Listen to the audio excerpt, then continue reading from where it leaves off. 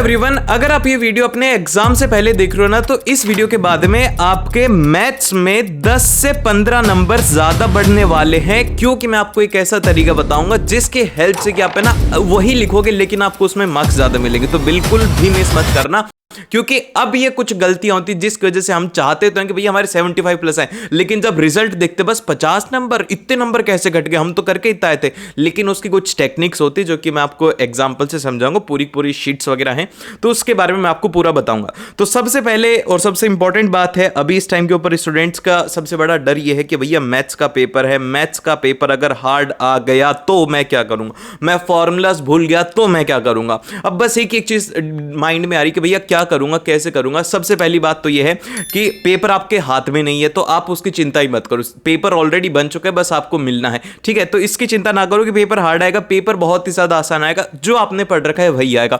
और रही बात फॉर्मूलाज की, तो भैया फॉर्मूलाज का बेहतरीन रिवीजन मैंने करवा रखा है, तो वो एक बार देख सकते हो। लेकिन फॉर्मूलाज को याद रखने की एक मैं आपको ट्रिक बताता हूं, आप करना कि जैसे ही एग्जाम के अंदर जाओ, जैसे कि मान लो फॉर एग्जाम्पल के लिए आपका दोस्त मिला, उसने आपको बोला कि भाई देख क्वाड्रेटिक इक्वेशन के अंदर 3 कंडीशन होती हैं, तो अब उसने कंडीशन आपको एग्जाम से पहले बताई, आपको लग रहा है कि मैं भूल सकता हूं, तो एक काम करना, पीछे लिखना रफ वर्क, ठीक है। रफ वर्क लिखने के बाद में उसमें आपको तीनों कंडीशन लिख देने, जो उसने एक तो बोली थी D greater than 0, D less than 0, और फिर उसके बाद में ये 3 उसने कंडीशन लिखी थी, ये आप जाकर के लिख देना। इससे क्या होगा कि फॉर्मूला नहीं बोलोगे। अगर आपको लगता है कि मैं भूल जाऊंगा, तो वो जो आपके पास में स्टार्टिंग का टाइम रहता है उसमें आप ये सब चीजें लिख सकते हो, बहुत ज्यादा इंपॉर्टेंट है, ये मैं भी यूज करता था ताकि मैं भूल ना जाऊं, ठीक है। ये बात हो गई, और उसी के साथ में सिली मिस्टेक्स जो हैं उसको भी ओवरकम करने का मैं तरीका बताता हूं। लेकिन उससे पहले अगर आपके पास में अभी एक दिन का टाइम है, तो ये पॉइंट जरूर से सुनना कि भैया अब इस एक दिन को हम किस तरीके से बचाएं, क्या पढ़ना है। देखो सबसे पहली बात तो सब कुछ नहीं पढ़ना। अगर अब तुम चाह रहे हो ना कि भैया मैं इस टाइम के ऊपर आर डी शर्मा भी कर लेता हूं, आर एस अग्रवाल भी कर लेता हूं, ये सब करने का टाइम नहीं है। अब आपको क्या करना है, ये जो लास्ट का एक दिन है या फिर लास्ट के 5-6 घंटे हैं, इसमें आपको सबसे फर्स्ट तो करनी है अपनी एनसीईआरटी। एनसीईआरटी में वो क्वेश्चंस करने हैं जो कि आपसे नहीं हुए थे, आपको लग रहा था कि भैया फर्स्ट अटेम्प्ट में मेरे से नहीं हुए, तो वो आपको करना है। और उसी के साथ में अगर आप एनसीईआरटी कर चुके हो तो प्रीवियस ईयर क्वेश्चंस के ऊपर ध्यान देना, क्योंकि प्रीवियस ईयर से मिलते जुलते ही क्वेश्चन आपसे बोर्ड एग्जाम में पूछे जाएंगे, तो इसमें गलती नहीं करनी है। बस ये 2 चीजें करनी है, इसके अलावा कोई नया टॉपिक नहीं उठाना कि भैया मैं करता हूं कि ना अब है ना जैसे कि ट्रायंगल्स उठा लेता हूं, मैंने पढ़ा नहीं है। अगर ये करोगे कॉन्फिडेंस लेवल डाउन हो जाएगा, और अगर कॉन्फिडेंस लेवल डाउन हो गया तो भाई पेपर बिगड़ सकता है। तो इसीलिए क्या करना है, एनसीईआरटी करनी है, पीवाईक्यूज करने, देन फिर उसके बाद में प्रैक्टिस के लिए आप जा सकते हो, और अगर टाइम हो तो सैंपल पेपर भी कर लेना, ठीक है। फिर इसके बाद में जो नेक्स्ट है और सबसे ज्यादा जो इंपॉर्टेंट पॉइंट है वो है हमारा टाइम मैनेजमेंट का। देखो बच्चों, ये टाइम तो मैनेज करना ही होगा, क्योंकि ऐसा कभी भी नहीं होता कि सीबीएसई पेपर आसान दे देगी, बच्चे 2-2.5 घंटे के अंदर कर लेंगे, नहीं होगा। पेपर पूरा 3 घंटे लेगा, और उसमें भी हो सकता है कि आपके चांसेस हो कि पेपर छूट जाए। तो इसीलिए यह बात ध्यान रखनी है कि आपका जो पेपर है वो कितने टाइम का रहेगा। आपको पेपर में सिर्फ और सिर्फ 3 घंटे का टाइम नहीं है, आपको एग्जाम में सिर्फ और सिर्फ 2 आवर्स और 45 मिनट्स का टाइम रहेगा। अब बोलोगे कि भैया आपने 45 मिनट कम क्यों किए। अब ये जो 45 मिनट है ना, ये बहुत ही ज्यादा इंपॉर्टेंट है। लास्ट के जो 15 मिनट है, इसमें आपको क्या करना है मैं बता देता हूं। इसमें एक तो आपको अपनी सारी कैलकुलेशन को एक बार देख लेना है कि आपने जितनी भी कैलकुलेशन करी है कहीं उसमें कोई सिली मिस्टेक तो नहीं होगी, कहीं आपने प्लस का माइनस तो नहीं कर दिया, ठीक है। ये मिस्टेक्स बहुत ज्यादा होती हैं, तो ये 15 मिनट आपको रखनी है। तो देखो इसमें क्या होगा, ये जो 15 मिनट आपने रखी ना, इसमें बहुत सारी ऐसी मिस्टेक्स आपको मिलेंगी, यार मैंने कहीं पर यूनिट नहीं लगाई, ठीक है, क्योंकि ऐसी गलतियां होती है, यूनिट नहीं लगाते हम, कहीं पर जैसे कि अंडरलाइन करना भूल जाते, तो वो सब जो चीजें हैं वो इन 15 मिनट में करनी है। और इसमें आपके पास में टाइम बचेगा, 5 मिनट में कर लोगे, लेकिन लास्ट के जो 10 मिनट बचेंगे वो फिर भी टाइम बचेगा। तो इसीलिए ये आपको करना है। प्लस ऑफ एक और मैं आपको बात बताता हूं कि आपको जो स्टार्टिंग का जो रीडिंग टाइम दिया जाएगा ना, इसके अंदर वो जो रीडिंग टाइम रहता है आपको पेपर पढ़ने की, जो 15 मिनट रहती हैं, इसमें आपको क्या करना है वो मैं आपको बता देता हूं। देखो इसमें सबसे पहले तो आपको पूरे पेपर को रीड आउट करना होगा, आपको इसमें से देखना होगा कि भाई साहब कौन से और वाले चॉइस वाले क्वेश्चंस हैं, उनमें आपको सिलेक्ट कर लेना है कि ये वाला करूंगा। और सेकंड काम जो आपको करना है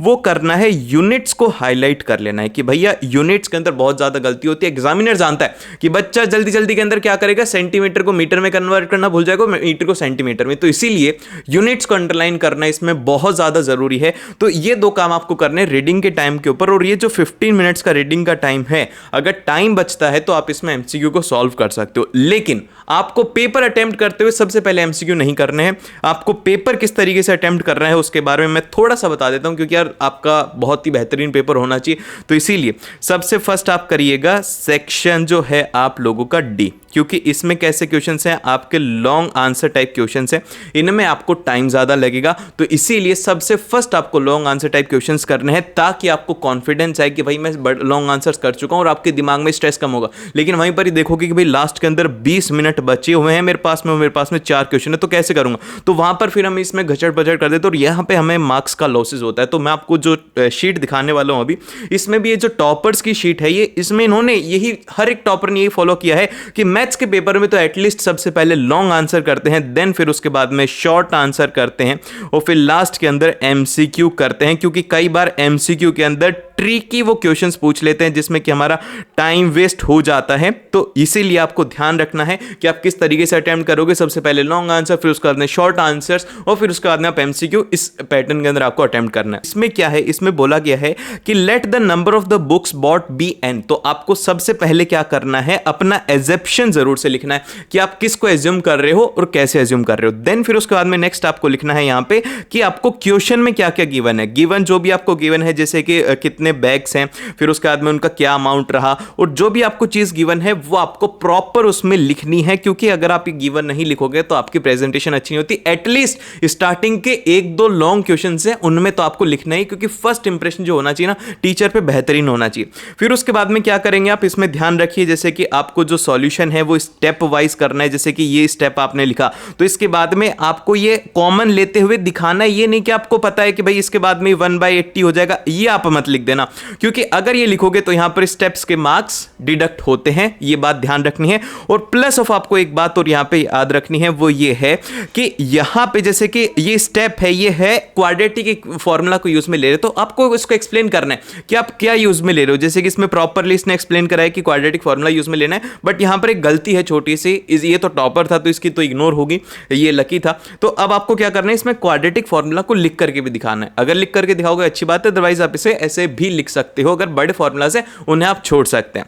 देन फिर इसके बाद में अगले जो क्वेश्चन आते हैं, जैसे कि ट्रिग्नोमेट्री का क्वेश्चन है। अब अगर आपको ट्रिग्नोमेट्री रिवाइज करनी है तो मैंने 20 मिनट्स में एप्लीकेशन ऑफ ट्रिग्नोमेट्री और ट्रिग्नोमेट्री कंप्लीट रिवीजन करवा दिया, तो आप जाकर के देख सकते हो। ये जो क्वेश्चन है, अब देखो ये प्रूव दैट वाले क्वेश्चन है, तो इसमें आपको सबसे पहले क्या लिखना होगा, सबसे पहले आपको लिखना होगा टू प्रूव लिखेंगे कि आपको क्या प्रूव करना है। देन फिर उसके बाद में आप इसमें एलएचएस या फिर आरएचएस जो भी है वो आप सॉल्व करेंगे। इसमें स्टेप वाइज आपको इस तरीके से सॉल्व करना है। प्लस अब यहां पे इंपॉर्टेंट बात क्या है, इसमें इंपॉर्टेंट बात यह है कि आप क्या कर रहे हो उस स्टेप के अंदर। जैसे कि अब आप इसके अंदर रीअरेंजिंग कर रहे हो, तो आपने यहां पर स्टेप वाइज एक्सप्लेनेशन देना होगा कि ये आप क्यों कर रहे हो और किस लिए कर रहे हो। फिर उसके बाद में जो नेक्स्ट है हमारा कि जैसे कि फॉर्मूला, जैसे कि cosec is equal to 1/sin theta होता है, सभी को पता है। लेकिन आपने इसको क्वेश्चन में यूज करा है, cosec स्क्वायर थीटा को आपने 1/sin स्क्वायर थीटा लिखा है, तो आपको इसको एक्सप्लेन करना होगा, इस फॉर्मूला को लिखना होगा। ठीक है, ये बात आपको ध्यान रखनी है। और फिर इसके बाद में क्वेश्चंस अगर खत्म होते हैं प्रूव वाले, तो आप इसमें लिखेंगे LHS is equal to RHS hence proved. इस तरीके से आपको इसको कंप्लीट करना है।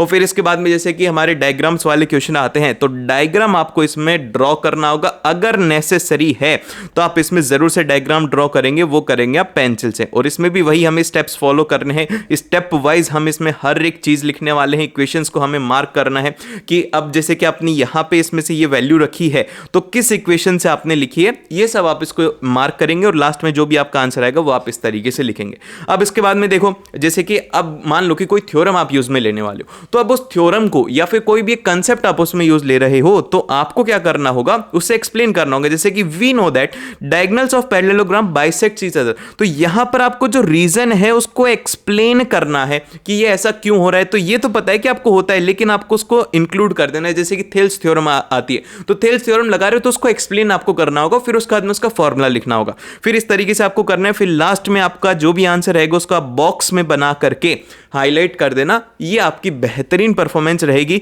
और उसी के साथ में जैसे कि एक और इंपॉर्टेंट बात मैं बताना चाहता हूं, वो ये है कि अब जैसे कि अगर आप नया सेक्शन स्टार्ट करते हो तो यहाँ पर नया सेक्शन इसने क्या किया है कि एक ही पेज से स्टार्ट कर दिया, आपके पास में स्पेस खूब रहता है तो आराम से खुला खुला लिखना है और नए पेज से आपको स्टार्ट करना है और जो भी आपको डेटा गिवन है वो लिखना है पूरा, जो स्टैटिस्टिक्स में हो गया, प्रोबेबिलिटी में हो गया, आपको हर एक चीज इसमें इंक्लूड करनी होगी। और टेबल एंट्री इसमें इंपॉर्टेंट है, टेबल एंट्री आपको जरूर से करनी होगी। जो भी डेटा है आप इसको पेंसिल से ड्रॉ करेंगे, एंट्री इसमें इंपॉर्टेंट है क्योंकि टेबल के एसेंशियल मार्क्स होते हैं। अगर आप टेबल नहीं ड्रॉ करोगे आपके मार्क्स डिडक्ट हो जाएंगे। और प्रॉपर्ली नीट एंड क्लीन आप इसे मेंटेन रखना।